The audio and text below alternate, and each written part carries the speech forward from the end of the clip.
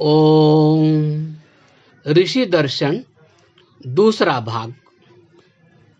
आर्य धर्म की जय। चांदापुर के शास्त्रार्थ में ऋषि ने आर्य जाति के इतिहास में एक नए युग का बीजारोपण किया। आर्य तो आपस में विवाद करते ही थे। मुसलमानों ईसाइयों से इनकी कभी न ठनी थी। इससे पहले प्रथा यह थी कि अहिंदू हिंदुओं का खंडन करें और हिंदू चुप रहकर सहन करते जाएं। आर्य धर्म आटे का दिया था, कच्चा तागा था। ऋषि ने इस भ्रांति को मिटा दिया।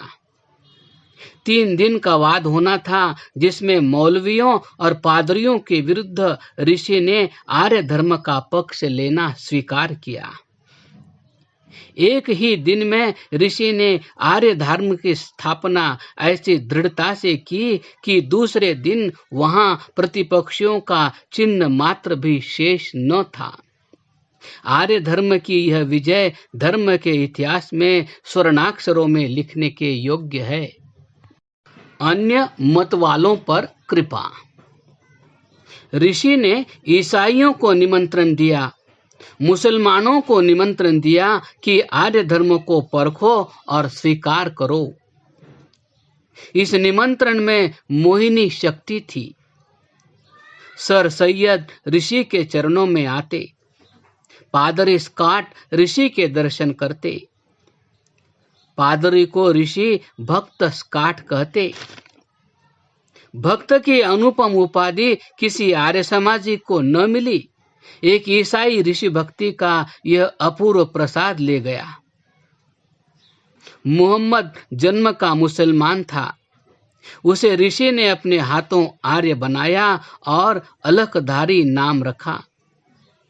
सारे संसार के लिए आर्य धर्म का द्वार खोलने का श्रेय वर्तमान युग में ऋषि दयानंद ही को है।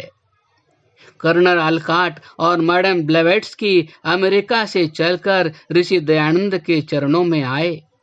अपने पत्रों में ऋषि को गुरुदेव कहकर संबोधित करते थे। बंधन काटने वाला। एक दिन एक ब्राह्मण ने पान का बीड़ा ला दिया। चबाने से प्रतीत हुआ कि इसमें विष है। ऋषि उठे। गंगा पास थी। उस पर जाकर न्योली कर्म किया और विष निकाल दिया। सैयद मोहम्मद तहसीलदार था।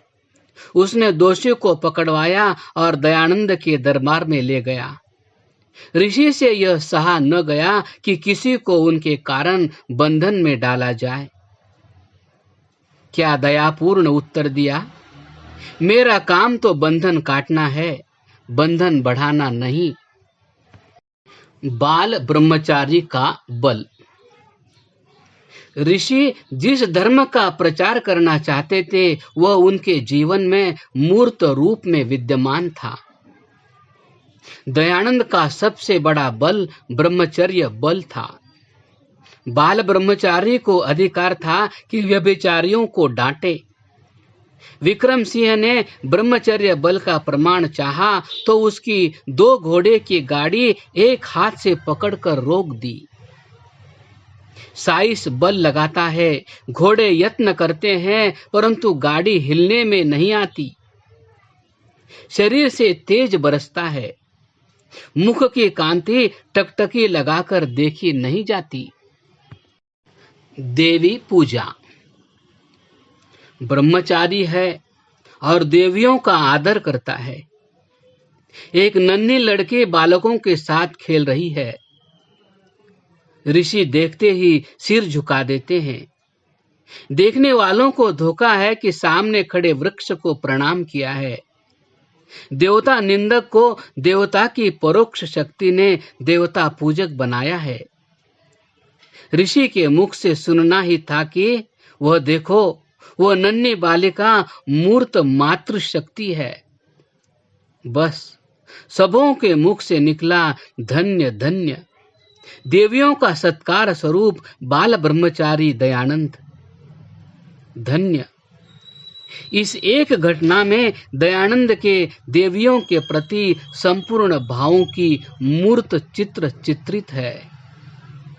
देवियों की शिक्षा हो और शिक्षा के साथ पूजा हो, यह दो सूत्र ऋषि के देवी संबंधी सिद्धांत का सार है। कोई नहीं। दयानंद की दृष्टि में कोई अछूत न था। उमेदा नाई खाना लाया तो भरी सभा में स्वीकार किया। भक्त की भावना गेहूं के आटे में गुंधी थी, जो भक्त वत्सल की दृष्टि में लाख जन्माभिमानों की अपेक्षा अधिक सम्मान के योग्य थी। कसाई अर्थात मजहबी सिख को किसी ने व्याख्यान सभा से हटाया। कहा, नहीं, मेरा व्याख्यान कसाईयों के लिए है। आज मलकाना शुद्धि की भूमि है। पता भी है, पहला मलकाना रुस्तुम सिंह किन शुभ कर कमलों द्वारा पुनीत यज्ञोपवीत से अलंकृत हुआ था।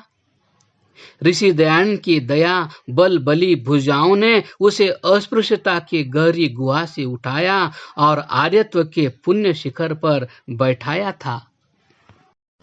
गो रक्षा। ऋषि का करुणा क्षेत्र मनुष्य जाति तक परिमित नहीं था।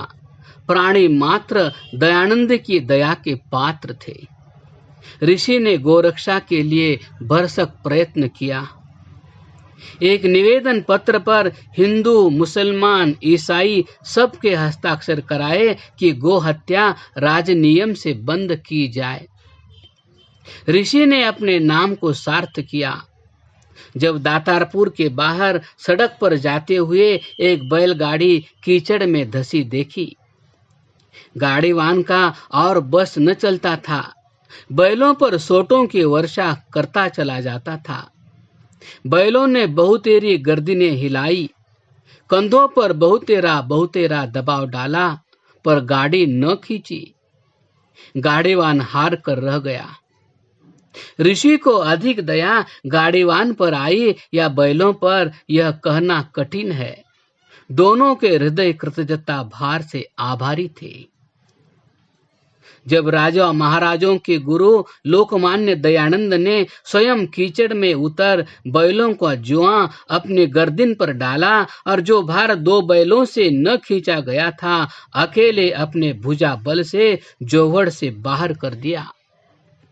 ऋषि की लीला बहुपक्षी लीला है। जिस पर दृष्टि डालो वही कहता है, मैं सबसे मीठा हूँ। वस्तुतः गुड़ जहां से खाओ मीठा लगता है। इस लीला के अवसान में भी वह महत्व है जो और मनुष्यों के जीवन में नहीं। क्रमशः